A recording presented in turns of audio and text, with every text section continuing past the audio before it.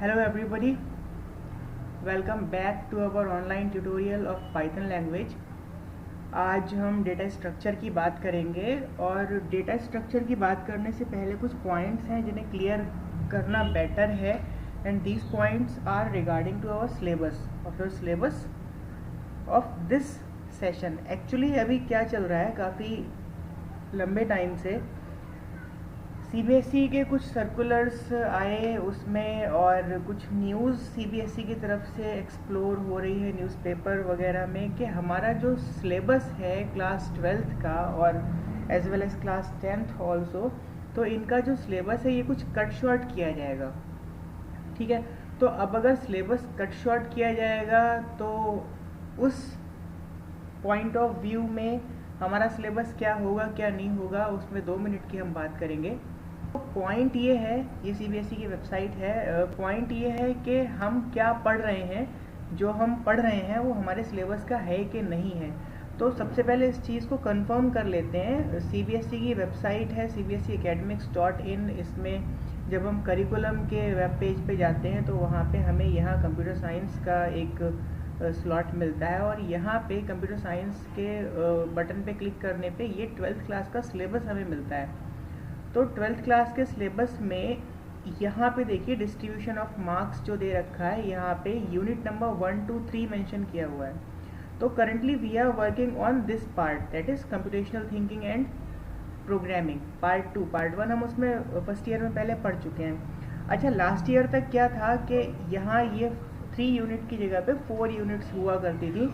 तो अब हम, जहाँ तक मेरी नॉलेज में है कि सीबीएसई ने ऑलरेडी कंप्यूटर साइंस का जो सिलेबस था वो स्टार्टिंग में ही, सेशन के स्टार्टिंग में ही थोड़ा सा कट शॉर्ट कर दिया था। अब इसके बाद भी अगर कुछ कट शॉर्ट होता है तो वो हम बाद में देख लेंगे। On the basis of this syllabus, यहाँ फर्स्ट यूनिट में जो चैप्टर्स हैं, इन चैप्टर्स को ध्यान से देखिए। ये चैप्टर्स रिवीजन ये आप पे छोड़ रखा था, ठीक है, ये आपको करना है क्योंकि फर्स्ट ईयर में आप पढ़ के आए थे रिसेंटली। उसके बाद फंक्शन हम स्टडी कर चुके हैं, फाइल हैंडलिंग हो चुका है, टेक्स्ट फाइल हो चुकी है, बाइनरी फाइल हो चुकी है फाइल हैंडलिंग में ही।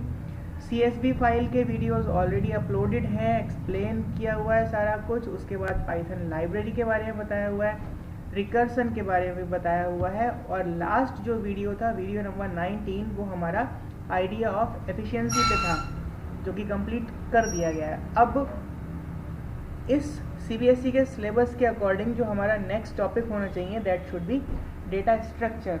ठीक है, तो आज से हमारे जो भी लेक्चर्स यूट्यूब पे अवेलेबल होंगे उसमें हम डेटा स्ट्रक्चर की बात करेंगे। बट बिफोर दैट एक बात ये ध्यान रखिए कि सुमिता अरोड़ा वाली जो बुक है इसमें एक चैप्टर दिया हुआ है डेटा स्ट्रक्चर से पहले, that is named as data visualisation using pyplot. तो ये पहले तो आपके सिलेबस में था, लेकिन करंटली यहाँ पे जो सीबीएसई का सिलेबस गिवन है, मेंशन किया हुआ, इसमें ये चैप्टर नहीं है। तो इसलिए मैं इस चैप्टर के बारे में कोई डिस्कशन यहाँ पे नहीं कर रहा हूँ। We will now discuss about data structures. ठीक है, अब डेटा स्ट्रक्चर्स में भी जो फर्स्ट पॉइंट आता है वो पॉइंट आता है लिस्ट, और ये लिस्ट हम ऑलरेडी कवर कर चुके हैं 11th क्लास में। लेकिन अब कुछ ज़्यादा ही टाइम हो चुका है, माइंड वॉश हो चुका होगा आपका, छुट्टियों से आए हो आप लोग, है ना, खूब मस्ती कर रखी होगी। तो ये जो है लिस्ट वाला जो ये पार्ट है, ये लिस्ट वाला पार्ट आज मैं आपको रिवाइज करवा दे रहा हूँ। इसके बाद नेक्स्ट लेक्चर में आपको 1 by 1 स्टैक क्या होता है, उससे पहले हम बताएंगे कि डेटा स्ट्रक्चर्स में कौन कौन से स्ट्रक्चर्स होते हैं, लिस्ट होती है, स्टैक होती है, क्यू होती है। तो ठीक है, उसके बारे में हम बात करेंगे हमारे नेक्स्ट लेक्चर्स में, लेकिन आज हम केवल रिवाइज करेंगे लिस्ट के बारे में, और ये आपको पहले भी हमने बता दिया था। ठीक है, तो आई होप आप लोग एक बार लिस्ट को पढ़ के बैठे होंगे। इस थंबनेल में आप देख सकते हैं, यहाँ पे जो है हमने मेंशन किया हुआ है कि हमारे आगे फर्दर जो लेक्चर्स होंगे मैं इनको अब से थोड़े स्मॉल वीडियोस बनाऊंगा। तो उसमें फर्स्ट टॉपिक जो मैं आज कवर करूँगा वो लिस्ट कॉम्प्रीहेंशंस है। अब ये जो यहाँ पे वर्ड आता है लिस्ट कॉम्प्रीहेंशन, ठीक है, तो इसमें कॉम्प्रीहेंशन का मतलब क्या होता है? तो यहाँ पे कॉम्प्रीहेंशन का सिंपल मीनिंग जो आएगा वो आएगा परसेप्शन। ठीक है, परसेप्शन कह सकते हो या फिर अंडरस्टैंडिंग कह सकते हो कि लिस्ट को हम अंडरस्टैंड करेंगे, समझेंगे, लिस्ट में कौन कौन से पॉइंट्स होंगे, हम सारा उसके बारे में इन डिटेल बात करेंगे। तो अब हम स्टार्ट करते हैं। आज की ये जो PDF फाइल है ये आपकी सुमिता अरोड़ा वाली बुक से ही ले रखी है। इसमें आप घर पे बैठ के इसको प्रॉपर स्टडी करोगे। लिस्ट कॉम्प्रीहेंशन की बात करने से पहले कुछ थोड़ा सा और रिवाइज करवा दें आपको लिस्ट के बारे में। देखो, डेटा स्ट्रक्चर में हमने डेटा स्ट्रक्चर आपके फर्स्ट ईयर वाले पार्ट में भी था और केवल इंट्रोडक्शन था। डेटा स्ट्रक्चर में ही लिस्ट आता है और इसके साथ में और भी कुछ डेटा स्ट्रक्चर्स आते हैं, जैसे कि क्यू हो गया, ठीक है। और क्यू के साथ में अगर हम बात करें तो डिक्शनरीज भी आ जाएंगी। एक्चुअली डेटा टाइप्स जो थे हमारे पाइथन के, उन डेटा टाइप्स की पहले बात कर लेते हैं। तो वो बेसिकली दो तरह के थे, इम्यूटेबल एंड म्यूटेबल। तो उसमें आपने स्टडी किया था नंबर, स्ट्रिंग, टपल्स जो कि इम्यूटेबल में आते थे, और म्यूटेबल में हमने स्टडी किया था लिस्ट, डिक्शनरी, सेट्स एटसेट्रा, ठीक है। तो ये वही लिस्ट हमने लिया है।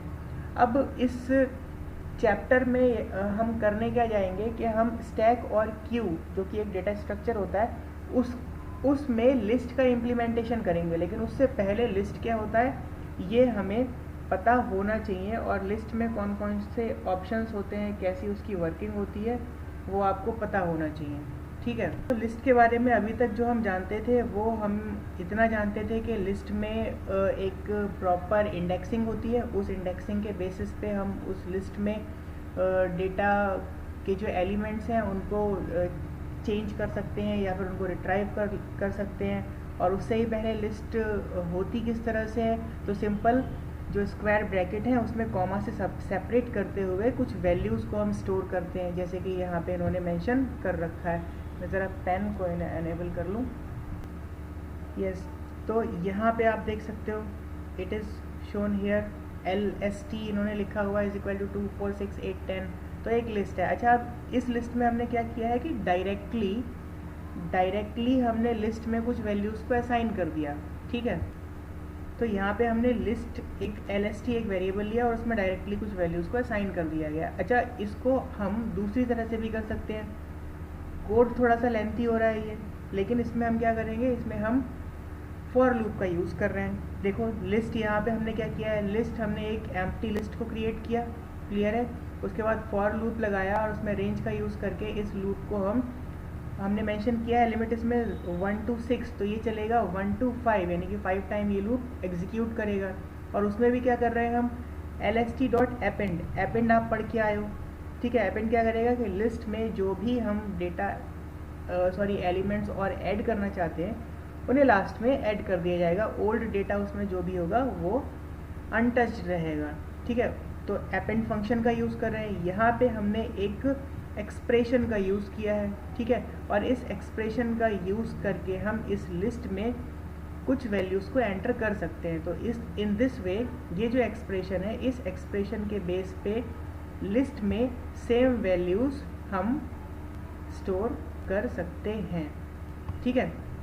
तो ये दो तरीके हो गए कि हम लिस्ट को किस तरह से यूज़ कर सकते हैं। तो कहानी केवल इन दो तरीकों पे स्टॉप नहीं होती है, कहानी अभी और आगे जाने वाली है, ठीक है। What is written here? It is written here both the above code create the list with the same elements. Same element के थ्रू लिस्ट क्रिएट कर रहे हैं, ठीक है, अच्छी बात है। दो अलग अलग कोड हैं। There is another way of creating list. In fact, a convenience way called list comprehension. एक convenience way है जिसे लिस्ट कॉम्प्रीहेंशन का नेम दिया गया है यहाँ पाइथन में। अब ये क्या है, it is a list comprehension is a concise description of a list that shorthands the list creating for loop in the form of single statement. अब ऊपर जो हमने यहाँ पे हमने ये क्या किया है, यहाँ पे हमने 3 लाइन्स के कोड का यूज़ किया है और लिस्ट क्रिएट की है। अब यहाँ इस लाइन में ये कह रहे हैं कि एक और तरीका है जिसका यूज़ करके हम और बेटर वे में लिस्ट को क्रिएट कर सकते हैं। और फॉर लूप का यूज़ करेंगे हम, and line of code will be just a single, and this is the code here. क्या लिखा है हमने? लिस्ट 2। अब हम एक सेकेंड लिस्ट क्रिएट कर रहे हैं, i इंटू 2, ठीक है। i इंटू 2 ये हमारा एक एक्सप्रेशन है, और इस एक्सप्रेशन को एग्जीक्यूट करेंगे हम फॉर लूप के थ्रू। फिर से जो कोड हमने यहाँ पे यूज़ किया था फॉर लूप का, वही कोड हम यहाँ पे यूज़ कर रहे हैं, तो ये देख सकते हो आप, ठीक है। यहाँ पे एक्सप्रेशन हमने इस तरह से यूज़ किया था, यहाँ पे एक्सप्रेशन हमने इस तरह से यूज़ किया है, ठीक है। तो अब क्या होगा?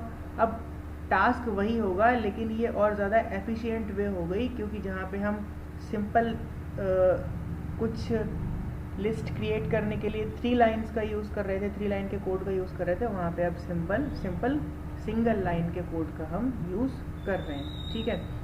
इस कॉन्सेप्ट पे बेस्ड कुछ एग्जांपल्स हैं यहाँ पे, उनमें से 2 एग्जांपल्स हम देखेंगे और फिर आगे कंटिन्यू करेंगे। ये जो हमने कोड में कुछ चेंजेस किए हैं, उन चेंजेस को बेटर वे में एक ग्राफिकल रिप्रेजेंटेशन में यहाँ पे प्रेजेंट किया हुआ है।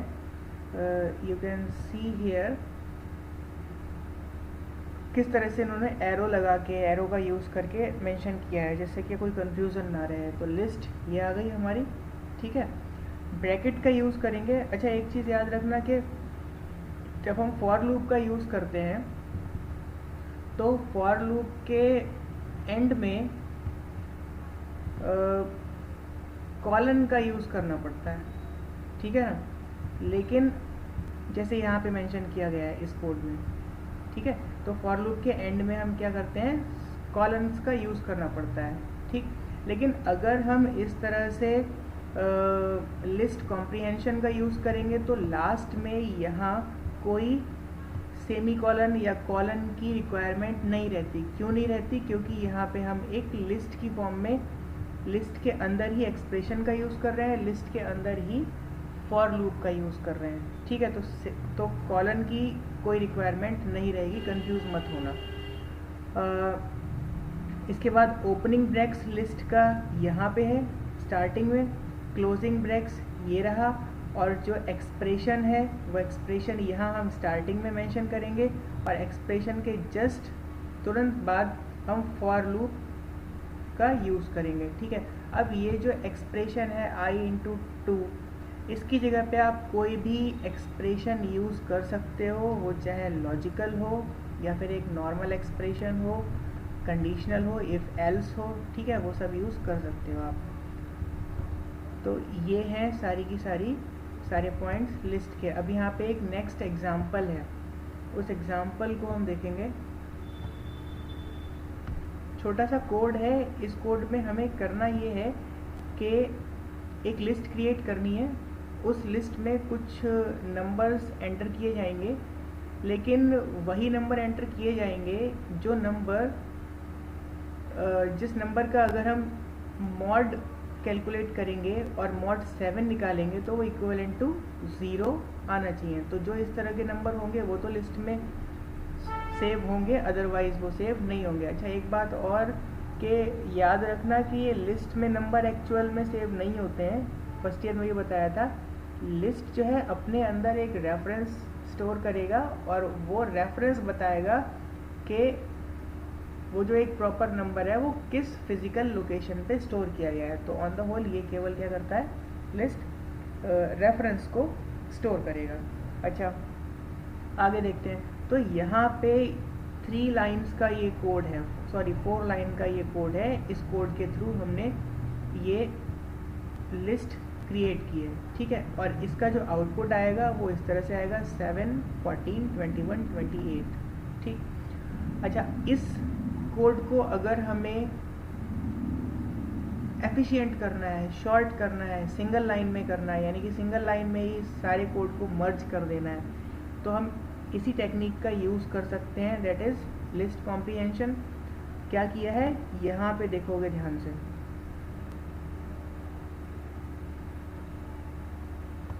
ठीक है।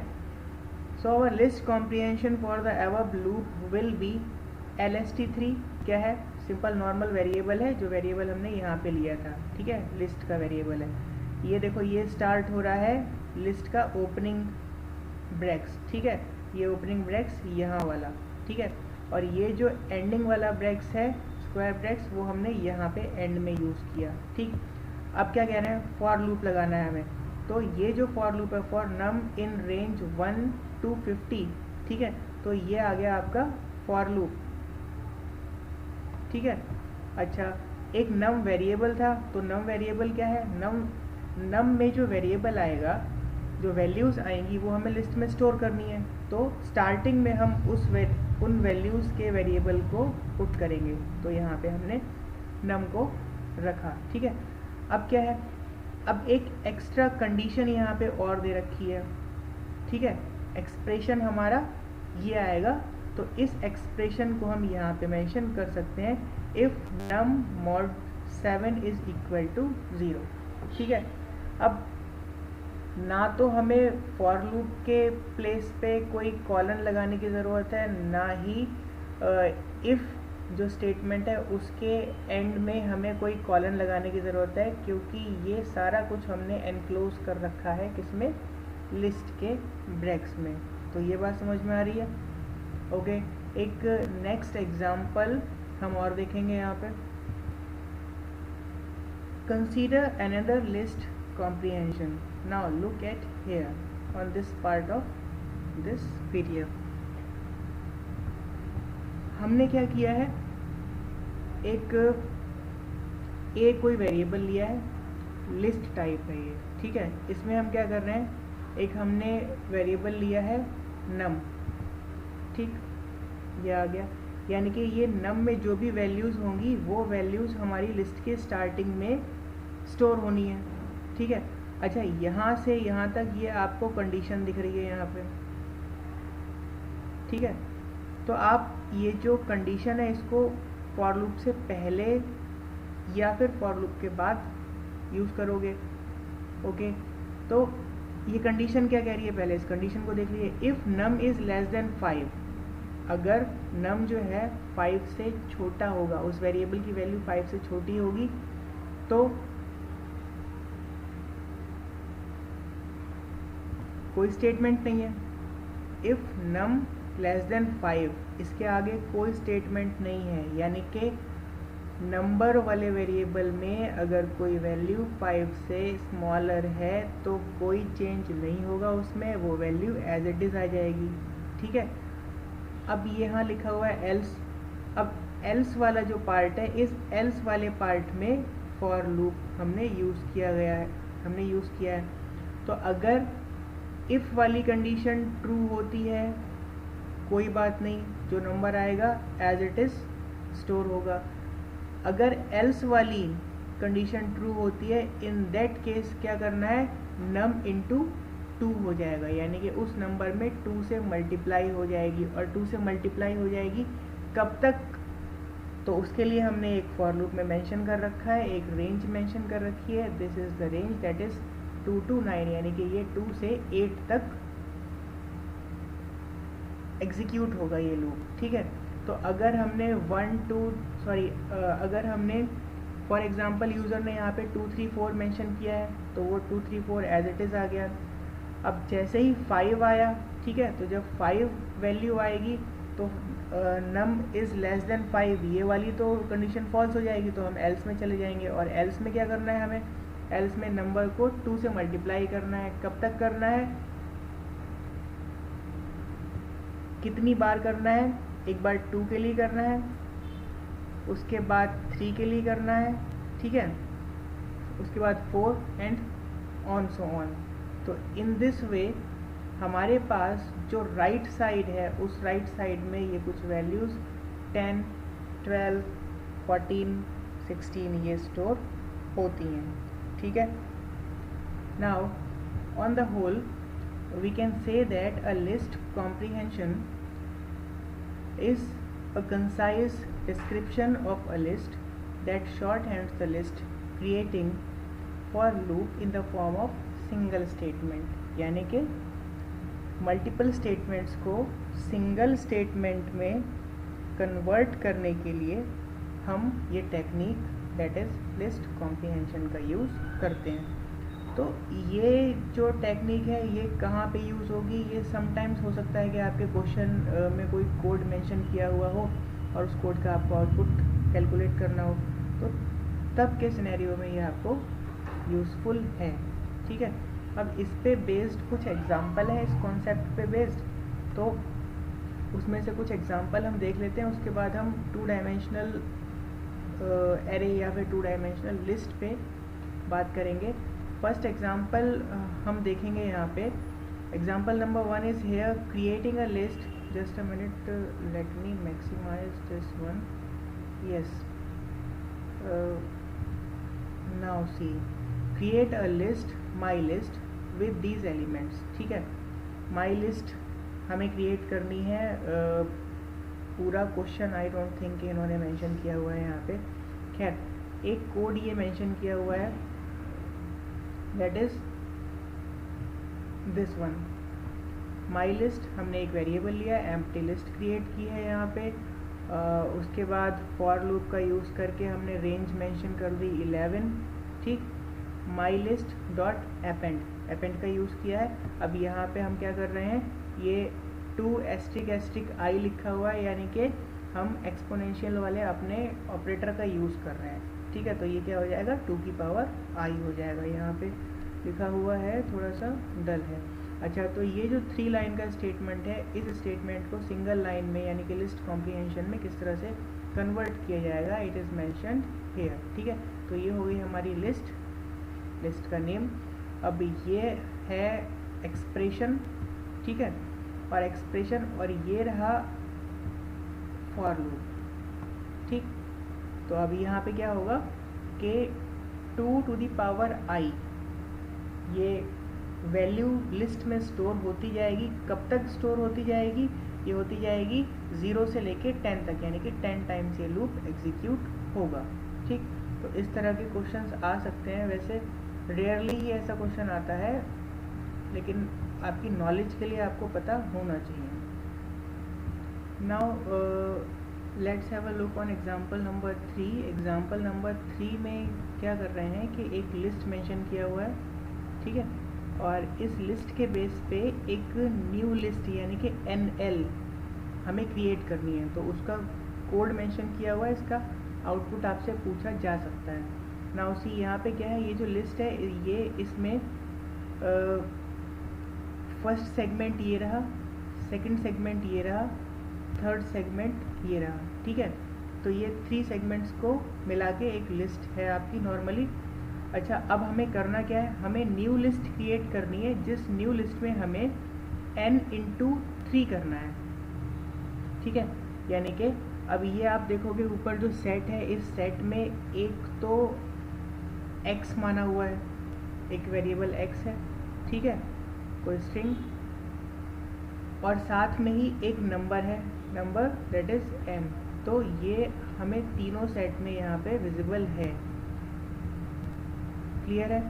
अब हमें करना क्या है, तो ये तो हमें n × 3 करना है, लेकिन कब करना है n × 3? फॉर लूप का यूज़ कर लिया, जिससे कि सारे अलग अलग सेगमेंट में हम एक एक बार ट्रेवर्सल कर सकें। For x, n in list in LST if, यहाँ पे है आपकी condition, if x is equal to b, यानी कि x की प्लेस पे जहाँ पे b है और x की प्लेस पे जहाँ पे c है। ठीक है, तो इन दोनों में से कोई भी कंडीशन ट्रू हो सकती है, तो ये एग्जीक्यूट करेगा। तो जहाँ पे x की वैल्यू b है और x की वैल्यू c है, वहाँ पे हमें क्या कर देना है, वहाँ पे n × 3 करना है, और n × 3 करके हमें एक न्यू लिस्ट क्रिएट करनी है। तो यहाँ पे ये दोनों जो कंडीशंस हैं, ये दोनों कंडीशंस यहाँ पे फॉल्स होती हैं। ठीक है, अच्छा एक चीज़ और कि यहाँ पे x लिखा हुआ है, यहाँ भी x, ठीक है, और यहाँ भी x, तो ये वाला x नहीं, ये वाला n होगा यहाँ पे। ठीक है, ये करेक्शन कर लीजिएगा। अब ये जो पार्ट है, इस पार्ट में x is equal to b, तो ये कंडीशन ट्रू हो रही है। तो इसके साथ का जो नंबर है, नंबर 3, इसको नंबर 3, ठीक है, नंबर इसको 3 से मल्टीप्लाई करना है, तो 3 से ये मल्टीप्लाई कर दिया, तो फर्स्ट जो एलिमेंट है वो आ गया हमारा, ठीक है। लेकिन साथ में एक और कंडीशन ट्रू हो रही है यहाँ पे कि x is equal to c, तो जहाँ पे c है तो c yes it is present here, तो इसके साथ में जो n है एलिमेंट उसमें भी 3 से मल्टीप्लाई करनी है इस कोड से रिलेटेड बातें, ठीक है। तो 13 इंटू 3 ये 39 हो जाएगा, ठीक है। तो इस तरह से ये आपका आउटपुट आएगा, क्लियर। अब इसके बाद हम चलते हैं हमारे नेक्स्ट सेगमेंट पे, and this segment is known as nested और 2 डायमेंशनल लिस्ट इन पाइथन। तो फॉर लूप पढ़ा आपने, उसके बाद फिर नेस्टेड फॉर लूप भी पढ़ लिया था, ठीक है। तो कॉन्सेप्ट वही है कि एक लिस्ट के अंदर दूसरी लिस्ट अगर है, ठीक है, a list inside a list, then this complete situation of list or the complete arrangement is known as nested list, ठीक है। तो nested list और उसको 2 डायमेंशनल लिस्ट भी कहेंगे। 2 डायमेंशनल लिस्ट क्यों कहेंगे ये भी एक्सप्लेन हो जाएगा। मैथमेटिक्स वाले जो स्टूडेंट्स हैं उन्हें ये समझने में थोड़ा आसानी रहेगी। नाउ सी, हम डायरेक्ट पॉइंट पे आते हैं। It is written here, just a minute, it is written here LA is equal to 22,11, यानी कि LA, L for list, A for A। List A हो गई है, इसमें 2 एलिमेंट्स हैं, ठीक है। ये है लिस्ट B, इसमें भी 2 एलिमेंट्स हैं, that is 33 and 11। Now see, list C, LC में क्या कर रहे हैं ये, एक तो एलिमेंट है 11, दूसरा एलिमेंट है 44, और थर्ड एलिमेंट जो है that is mentioned here LB। Now see, LB itself is a list which is mentioned here, यानी कि इस LB में 2 एलिमेंट्स ऑलरेडी अवेलेबल हैं, ठीक है। बात यहाँ पे नहीं रुकती है, ये आपका सिंपल सा एग्जांपल हो गया नेस्टेड लिस्ट का। Now look at here, it is mentioned here LX is equal to 11 first element है, LA सेकेंड एलिमेंट है, LC थर्ड एलिमेंट है, L उसके बाद 15 ये फोर्थ एलिमेंट है, ठीक है। तो अगर हम देखेंगे तो आपको पता चलेगा कि LA itself contains 2 elements inside it, ठीक है। LC also contains 3 elements inside it, ठीक है। तो इस तरह का जो ये कंप्लीट अरेंजमेंट है, this arrangement is known as nested list, ठीक है। 2 डायमेंशनल लिस्ट मैट्रिक्स की तरह होती है। मैथमेटिक्स के जो स्टूडेंट्स हैं उन्होंने मैट्रिक्स पढ़ा होगा मैथ्स में, तो वो अभी समझेंगे आगे। अच्छा, एक चीज़ और यहीं पे आप लोग समझ लीजिए कि आपको स्टार्टिंग में बताया था कि लिस्ट में जो है इंडेक्सेस का यूज़ करते हैं हम। तो अगर ये हमारी लिस्ट है XL, तो इसमें इंडेक्सिंग अगर हम करेंगे तो ये 0th इंडेक्स हो गया, ये फर्स्ट हो गया, ये सेकंड हो गया इंडेक्स, और ये थर्ड इंडेक्स हो गया। क्लियर है। अब इंडेक्सिंग के बेस पे ही आगे कुछ कॉन्सेप्ट आने वाले हैं, इसलिए इंडेक्सिंग अगर क्लियर नहीं है तो क्लियर कर लीजिएगा। नाउ सी,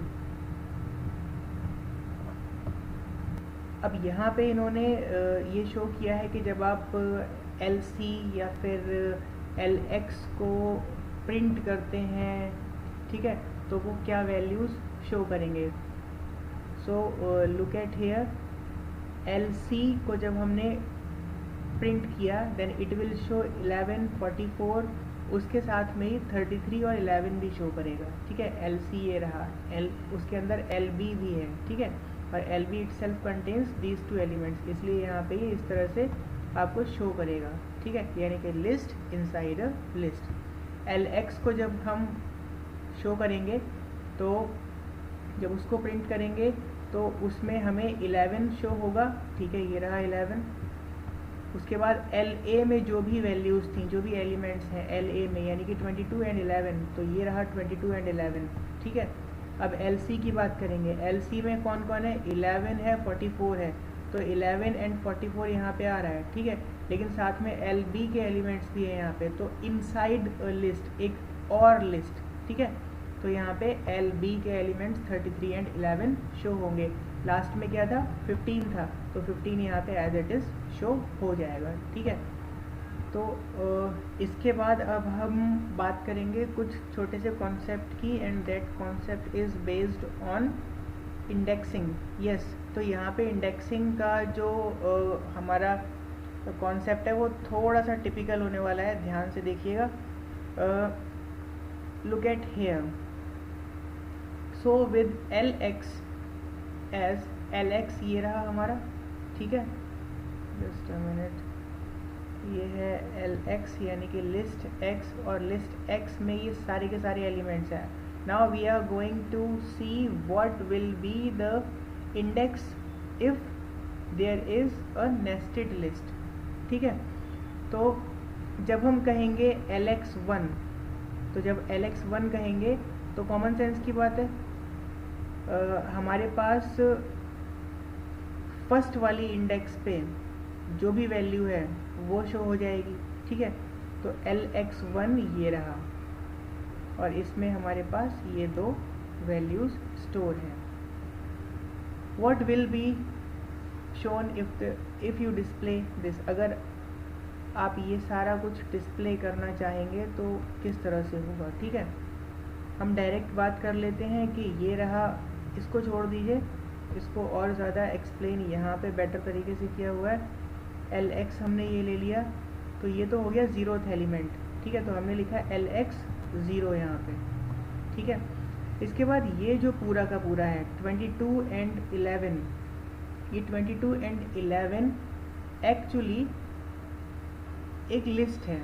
ठीक है, तो पहली बात तो ये कि ये फर्स्ट इंडेक्स पे रखा हुआ है एलिमेंट। अब फर्स्ट इंडेक्स के अंदर और भी इंडेक्सिंग होगी, तो वो इंडेक्सिंग किस तरह से होगी, तो ये हमने लिखा LX1, और LX1 पे ज़ीरोथ जो एलिमेंट है वो है 22। ठीक है, इसलिए हमने यहाँ पे लिखा LX1, 0 ये आया, और LX1 पे ही जो सेकंड नंबर लिखा हुआ है दैट इज़ 11, तो इसकी इंडेक्स क्या होगी, इसकी इंडेक्स होगी 1, तो इसलिए हम यहाँ पे लिखेंगे LX1 1।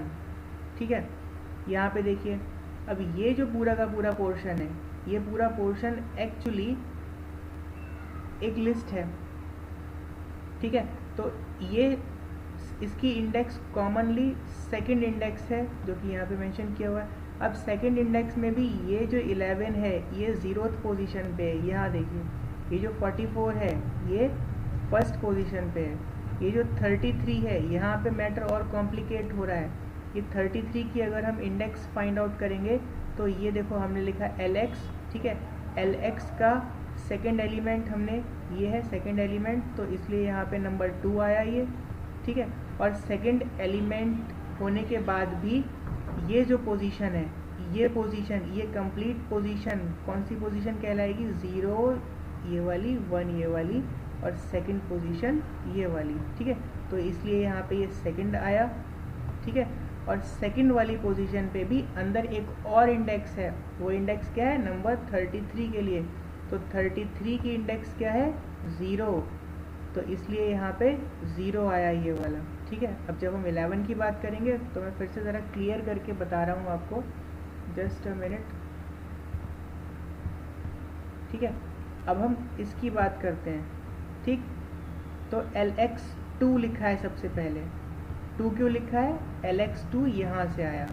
ठीक है, ओके, उसके बाद लिखा है 2 क्यों लिखा है, क्योंकि ज़ीरोथ इंडेक्स तो इस 11 की है, 1 इंडेक्स इसकी है, और ये जो कंप्लीट पोर्शन है, इस कंप्लीट पोर्शन की इंडेक्स है 2। ठीक है, इसलिए ये वाला 2 यहाँ पे आया। क्लियर, अब लिखा है यहाँ पे 1, तो ये 1 क्यों आया, क्योंकि इस 2 में भी ज़ीरोथ एलिमेंट ये है और फर्स्ट एलिमेंट ये है, तो इसलिए यहाँ पे ये 1 मेंशन किया हमने। ठीक है, तो आई थिंक आज के लिए ये काफ़ी है।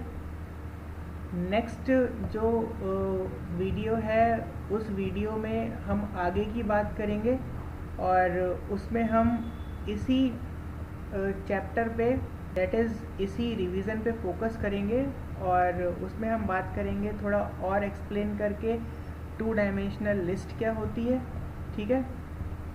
और 2 डायमेंशनल लिस्ट के बाद फिर उसमें ट्रैवर्सल होता है और किस तरह से उसको क्रिएट कर सकते हैं, तो वो थोड़ी सी कोडिंग होगी, कुछ एग्जांपल्स होंगे, उसकी बात करेंगे। That will be included in next lecture. So thank you for watching this all और प्रैक्टिस करते रहिए। Have a good day.